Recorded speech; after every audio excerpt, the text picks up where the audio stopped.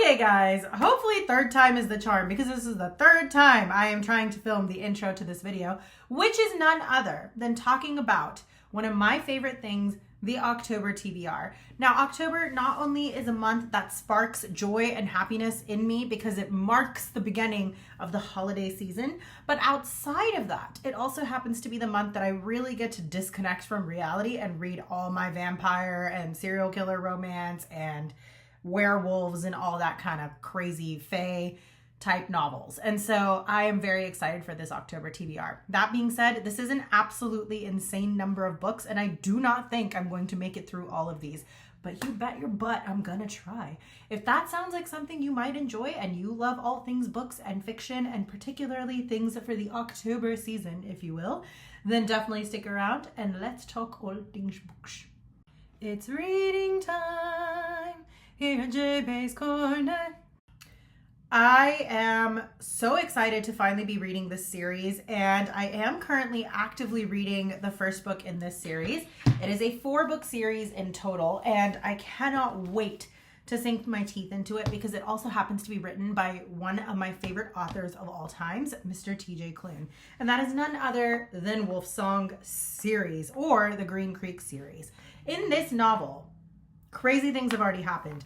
I am barely over halfway through this book. I'm on page 277. This has 498 pages in it. And in that short period of time, I have laughed out loud. I have giggled. I have cried. I have bawled my eyes out.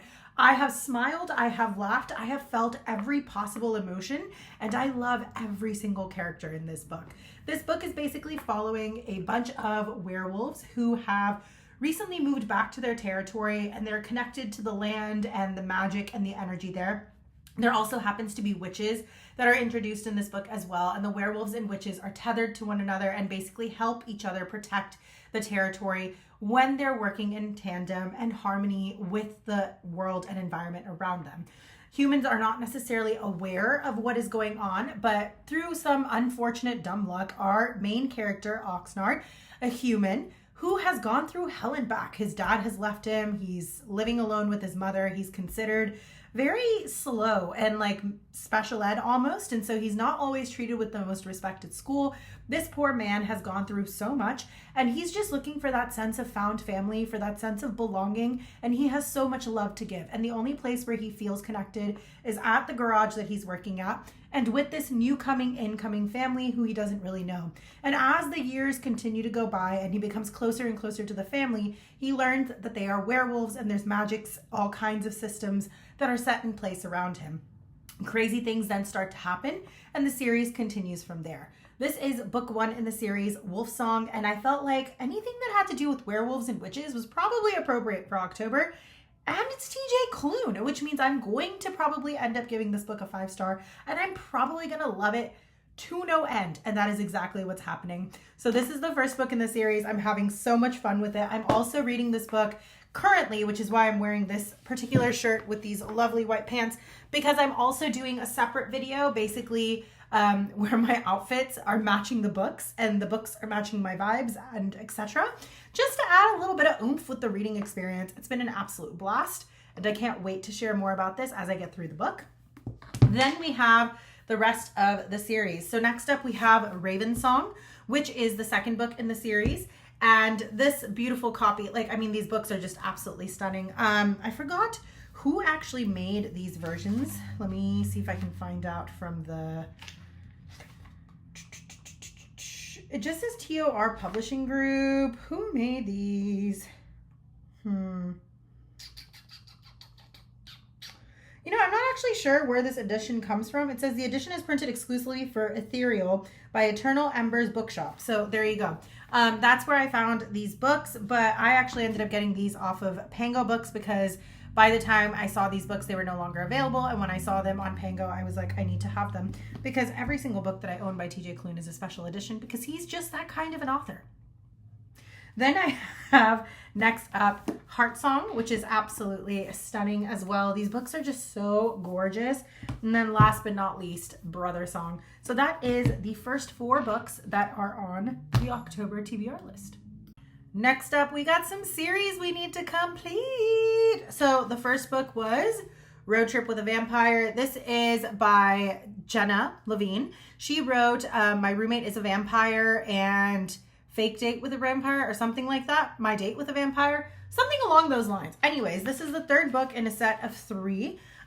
So it is following the character, My Vampire Plus One. That's what it is. So it's My Roommate is a Vampire, My Vampire Plus One, and then Road Trip with a Vampire. This is the final book in the series. And this is following the character of Zelda. She is briefly introduced in the second book. And this book kind of picks up from there. Basically, we're following characters of Frederick, Reginald, and Zelda, who are all interconnected in some way. And they all make appearances throughout the entire series. But in this book particularly, we are following the story of Zelda and Peter. Zelda is a witch who has basically been alive forever. She was unfortunately caught up in some craziness that happened in the past, and she just wants to escape the world of vampirism and her magic altogether. She ends up basically back in a small town, California, where it's sunny, where typically vampires don't like to end up, running a yoga studio, just trying to live her life, finding a place in a corner for herself. But she's a little lonely. She's still like, a little unfound and unmoored because she doesn't know how to bridge the gap between this new human life that she's creating and her witch self. She wished there was someone there that she could share these things with. In walks Peter. Peter is a vampire who has been sent to her doorstep by her old friend Reginald, who she hasn't talked to in 10 years. And he basically shows up and says, hey, I have amnesia. Can you please help me figure out who I am and where my memories are and how I can get them back? And of course, she, being the very generous witch that she is forced into an agreement. Now, the only problem is they are also crazy physically attracted to each other, so they also have to navigate that little issue as well. Meanwhile, she's also kind of sort of on the down low, hiding from the collective, which is a group of very old, rich, influential, patriarchal, kind of judgy asshole bunch of vampires, and she just wants to hide from them. And inadvertently, through the course of this book, she also has to deal with all of that drama. Very cute book, would recommend, and we'll talk more about it. Clearly, I've already read this book, but it was still on the October TBR, and it was the first book that I ended up reading this month. Then I have another set of books. The Crowns of Nyaxia are probably some of the best books I've read in a while, and so I was waiting for both books in this duology to release. Basically, with the Crowns of Nyaxia, I believe there are going to be 6 books total when I saw the notice from Carissa Broadbent. And it seems like the first 2 books basically cover our first main 2 couple, which is going to be Oriah and Rain. And the 2 of them are basically from the House of Night. This is now following the second vampire kingdom, the House of Shadows. And in this novel, we have Misha, who is a character that was introduced in the first series, and we absolutely adore and love her. And then in this book, she's basically finding we find out more of her backstory, and then she also stars in this series. So we have the Songbird and the Heart of Stone, and the Fallen and the Kiss of Dusk. So basically, in these books, Misha is going on a journey to basically try to find the god of death who has been killed by his brethren and spread onto million pieces everywhere, but has not been fully destroyed. And the goddess of night, the goddess of chaos, the goddess of vampires, Nyaxia, has basically tasked them to find him and bring him back to life in order to garner her favor. She ends up captive in the House of Shadows and gets inadvertently pulled into this drama, and therefore has to go on this journey to try to see if they can resurrect this guy. Meanwhile, the god that she fully had faith in, the acolyte that she was before she got turned into a vampire, was for the god of sun. And he shows up and gives her his own little mission to do at the same time, simultaneously. And as this back and forth is happening and all of this craziness is happening as they enter into the world of death, she also is striking a romance with our main male character, Asar, who happens to be a prince of the House of Shadows, but an exiled one at that. And that is basically where we are with these 2 books. I did actually end up finishing this book. This was absolutely excellent. It was a solid 4-star for me. And I'm currently on chapter 18 of the Fallen and the Kiss of Dusk, and I'm super excited to get through this. But yes, had to have some vampires in there for sure. And when I realized Carissa Broadbent had released the next 2 books, which completes the story of Asar and Misha, I had to go through these, and I'm very excited to see what the next set of 2 books will bring us. But you probably won't hear from me for at least 2 years for that, because I do like to wait until the complete duology is finished before I start reading it, because I hate waiting for the next book. Continuing on with the need to complete series, I realized that this year, actually today, Ali Hazelwood's new book, Mate, just dropped. I absolutely loved Bride. I thought it was absolutely hilarious. Bride is a story of Mercy, a vampire who doesn't really know if she fits in with vampires and kind of wants to be humans, who finds herself trapped in a werewolf camp, trying to keep vampires and werewolves away from hurting each other and other humans, and inadvertently finds her found family. Well, Mate is basically following the story of her friend as she also figures out where she belongs now that she knows that she's half werewolf, half human. And so she's a very, very special, one of a kind within her own circle. In this book, we get to follow the best friend, the sidekick, Serena Paris, as she goes on her own journey. And it sounds like as a human-were hybrid, she is believed to be able to be the one that will heal the rift between the different species. That's a lot of pressure to put on one person. And so she basically ends up having to go deal with the Northwest Pack leader, Cohen Alexander, who demands obedience. So it sounds like sunshine, grumpy kind of vibes, but we'll see where it takes us. Ali Hazelwood really impressed me with Bride. It was one of those books where I felt like there was more to the characters and it had real story rather than just formulaic romance, which she's been writing recently. So I'm really excited to see where Mate will take us. Next up, I have the final book in the Coven series by Harper L. Woods. This book just released. This is The Damned. And in the last book, we had a lot of crazy things that happened. Definitely go watch my past video for that. I'll link it at the end of this video so you guys can see what I thought about The Coven and the Curse. They were absolutely amazing. I finished each book in a day. Keep in mind they are a little bit spicy, but the story itself is really good. And the romance that's being written about these two characters that are our primary characters in this book is very well done. So I'm really excited to see where The Damned will take me. I also love the painted edges. It definitely finishes the trio beautifully. So very excited to see where this book will take us as they are traveling back into hell to rescue their loved ones. So ready for The Damned. That's the first stack. Let's go into the second stack. So far we've already talked about 1, 2, 3, 4, 5, 6, 7, 8, 9 books altogether. And there are still about 7 to go. Yay, let's keep delving. Next up, I thought it would be fun to have some serial killer romance because again, 'tis the season. And I absolutely loved Stabby Abby. St. Abby's series was incredible. The Mind F series are just joyous fun. They brought me so much happiness. And I also really enjoyed Brynne Weaver's Ruinous Loves trilogy as well, which is also very serial killer inspired. And so I thought I would kind of see where stalker and serial killer romance will take us in October. So the first book I have on my list is Haunting Adeline and Hunting Adeline. Now, I will say I have no idea what these books are about. I really, truly do not know. So I'm just going to read the back. I have chased you across time and space, and you've never been able to get away. For Adeline Riley, moving back to Seattle was supposed to be the perfect fresh start. With her flourishing career as an author and the inheritance of her late grandmother's Gothic mansion, there is nothing to stand in her way. But Adeline isn't alone in Parsons Manor. It isn't angry souls haunting the hallway of her childhood home that Adeline fears. It's the mysterious break-ins, Rose appearing, and threatening messages that somehow sound more like eerie promises. Adeline has a stalker, yet she quickly discovers she's not the first person in her family to fall victim to a shadow in pursuit. Left behind are her great-grandmother's haunting journals detailing the story of her own phantom and subsequently her brutal murder. Parsons Manor now holds more than just Adeline's memory. It houses a grim future that could lead to the history repeating itself if she doesn't fall in love with her stalker first. So that is the first one, and it does sound entertaining. And as this is a cat and mouse duology, the second book is right here. This is also a beautiful copy. This I found on Etsy. I will link the link below for the video that talks about these special editions and where I found them because it wasn't in typical classic sources, but I absolutely love these books. They look so gorgeous. Oops. They look so cool and gorgeous together, so love it. The second book says, if she were to die, the world would die with her. The worst Adeline Riley expected for her life were a few unholy ghosts haunting the hallways of Parsons Manor, not falling in love with her stalker and ending up in the clutches of a trafficking ring. Trapped in a house used to groom women for the elite, she faces the biggest fear of her life, survive the culling and escape. But that's not so easy when watchful eyes are determined to see her fail. However, Adeline may have an unlikely ally who just might be the key to getting her out alive. But trusting them is a risk that could cost her everything. Meanwhile, Zaid will stop at nothing until Adeline is safe in his arms again, even if he must burn the world to find her. Hunting his little mouse is what he's best at.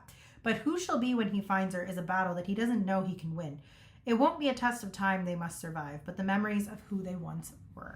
So I do think that this one's going to be fun too. It does sound like there's a lot of dark aspects to it and maybe some trigger warnings, so I'll definitely look into that a little bit too. But I'm just very excited to read this. I've seen great reviews on it, so definitely feel like it's appropriate for the October season. Continuing on with the theme, we have the Navessa Allen books. Now, I've heard wonderful things about both of these books. I do realize that I just said I don't like to read series that are not complete. So you can probably imagine which two books will not be read this October if I start running out of time. But on the off chance I do have enough time to read them, I'm very excited to pick up Lights Out and Caught Up as well. This is basically following, it's a dark romance. It's basically following the story of, I believe, someone who's a stalker who ends up falling in love with the woman he's stalking, but she also ends up having a dark past of her own. Trauma nurse Ali Capalucci doesn't need any more kinks. She likes the one she's landed on just fine. To her, nothing could top the masked men she follows online. She fantasizes about one man in particular hunting her down, but she never could have guessed that one drunken text could make those dreams into reality. Josh Hammond has spent his life avoiding the limelight, but his online persona is another story. At night, he posts masked thirst traps for his millions of fans, but one follower has caught his eye. Ali. Together, Ali and Josh live out their darkest fantasies, unaware that Ali has captured the attention of someone with far more sinister intentions. As Josh turns from predator to protector, he must ask himself how far he'll go for the woman he's obsessed with. So that's basically the vibes of these two books, and it sounds like the second book is following a completely different set of people, Nico and Lauren to be specific. But I'm curious to see where these books will take me. I'm not a huge fan typically of dark romance, so I'm not sure how much I'm going to enjoy them. But that being said, I really enjoy the Brynne Weaver books, so I'm hoping they're going to be fun and maybe even slightly funny. The next book I picked up is the newest Brynne Weaver book. This is the first book in a new trilogy. In this book, which is Tourist Season, we are following the story of a young woman who is basically just trying to live her life. She has her own shop, I believe, that also poses as a garden. She, is in her town, well respected and all these other things, but little do people know that she's actually growing some pretty dangerous plants and she may have some murder up her sleeve.